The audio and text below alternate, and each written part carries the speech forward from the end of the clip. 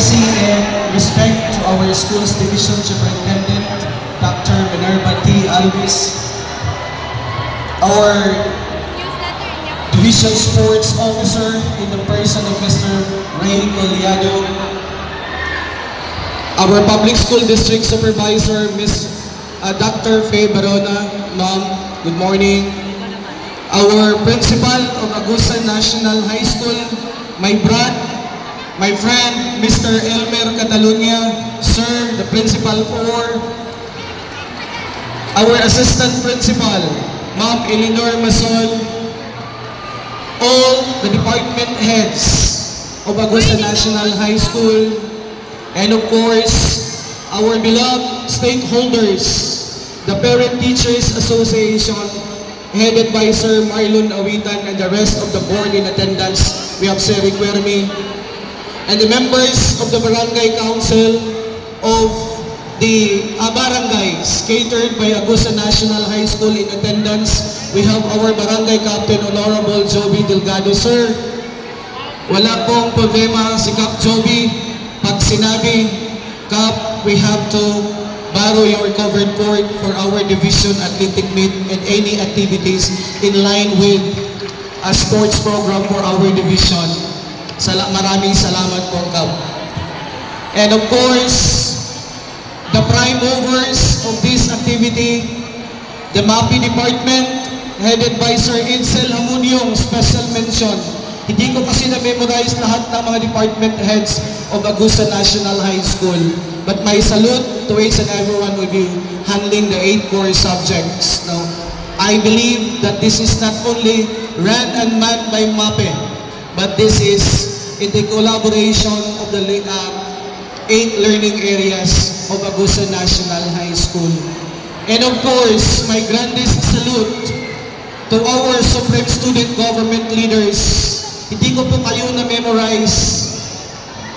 Maraming salamat po sa pag-spearhead ng activity na ito for our learners.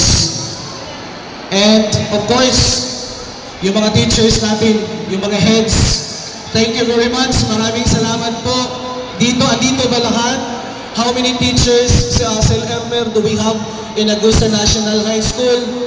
Hopefully, silang lahat po ay andito ngayon just to witness this very educational and momentous event for our learners. My dear learners, our activity today is not just a simple intramurals. It brings an educational development for our learners. We need to thank our teachers, our coaches, for giving us this opportunity, for giving us the experience.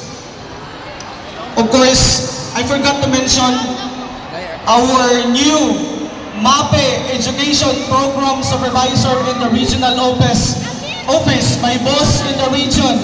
Wala mo kaila sa iya. In the person of Ma'am Selma Sanstibon. Ma'am, will you please stand up? Our new EPS Education Program Supervisor in the region in MAPE, my boss. Thank you for coming, Ma'am Selma Tibon. Sorry, Ma'am. Okay. We need to thank learners, our teachers, for giving us the opportunity to exercise our rights to learn, our rights to express. And this is now the good avenue that we need to go out and enjoy with all the learnings that we have in the 4 corners of our classroom.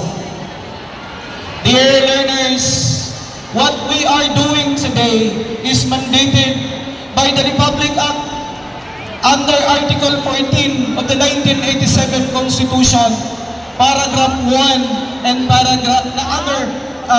Republic Act Section 19, Paragraph 1 and Paragraph 2. This is our rights and privilege that each educational institution must have a sports activity, a cultural activity, as well as academic matters in order for the preparation of every individual in the future, and of course to become or to develop a strong citizenry of the country. And that's why we are very much thankful of the Department of Education that thinks or the program that designed for our learners. Our dear learners, I just want to reiterate to you that you just continue targeting the target phase of the archery, striking the stick of the harness, running over the hurdles, escaping all the barriers of the steeplechase in athletics, and shooting the ball in basketball, and the rest of the ball games in terms of shooting, jumping, striking, in order for you to be learned whatever skills that needs to be learned in your respective events that you are participating. Nagpapasalamat po tayo again sa ating mga magulang sa kanilang ibinigay na suporta sa ating presensya sa araw na ito. Dahil kung wala ang suporta ng ating mga magulang, ay kulang din hindi maging ganito yung experience natin ngayon. As I reminisce the past for 35 long years, I was also been a part of this kind of program. Napakaswerte ninyo sa panahon ito dahil kayo ay may magandang facilities. When you have this kind of activity, hindi na po kayo mabibilad sa init ng araw. During our time, when we have our intramurals, we're just facilitating, we're just occupying the Butuan City playground, and that's what Agusa National High School venue for this kind of activities, having our different activities. Naging gabay po natin ang palaro. Hindi po natin tawagin na katunggali ang ating mga kalaro, kundi sila ay ating tawagin kalaro. Hindi po natin sila kalaban, my dear learners, sila ay ating mga kalaro. As we go out from that certain, we need to integrate the learning areas. As you perform your sports, you need to know the statistics in mathematics. You know the arts and science and the way you move in terms of biomechanics. And of course, dapat alamin ang mga guidelines ng bawat laro upang basahin ito at intindihin mabuti with the integration of our English subjects. Yung mga props na ginawa natin, yung mga uniforms natin, pagbutihin natin ito upang ma-exercise natin ang ating technology and livelihood programs ng ating school. And then at the same time, we need to foster the history of the sports that we are playing.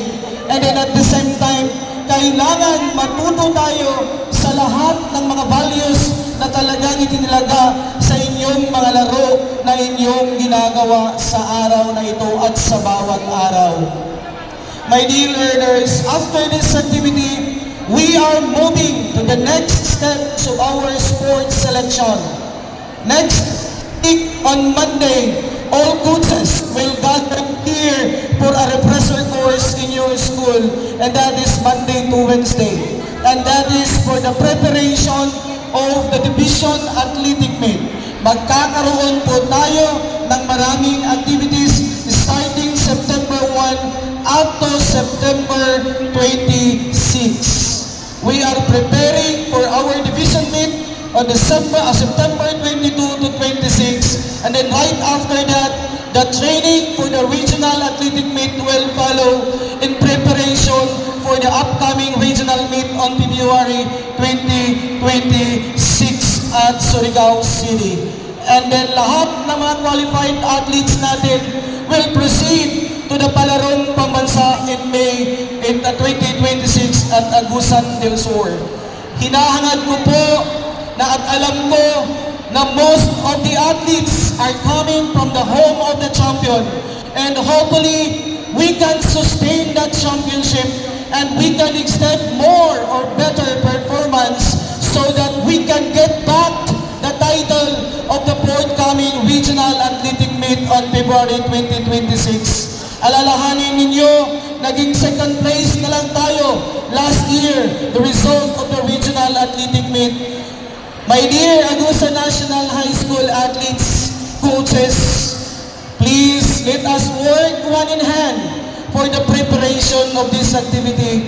You may select the best and the potential athletes to be part of our training this coming October for the special training. Lahat ng mga pangyayaring ito ay taos-puso ako nagpapasalamat in behalf of our school's division superintendent and the rest of the school sports event activity unit of Butuan City Division and the MAPI, of course, in our division. Maraming salamat po sa patuloy ninyong suporta at pagsasagawa ng mga bagay kung ano ang naaayon sa utos ng ating Department of Education. Maraming salamat po sa inyong lahat. Enjoy the game. Sports is not just a game, but sports is a way of life. Thank you and good morning.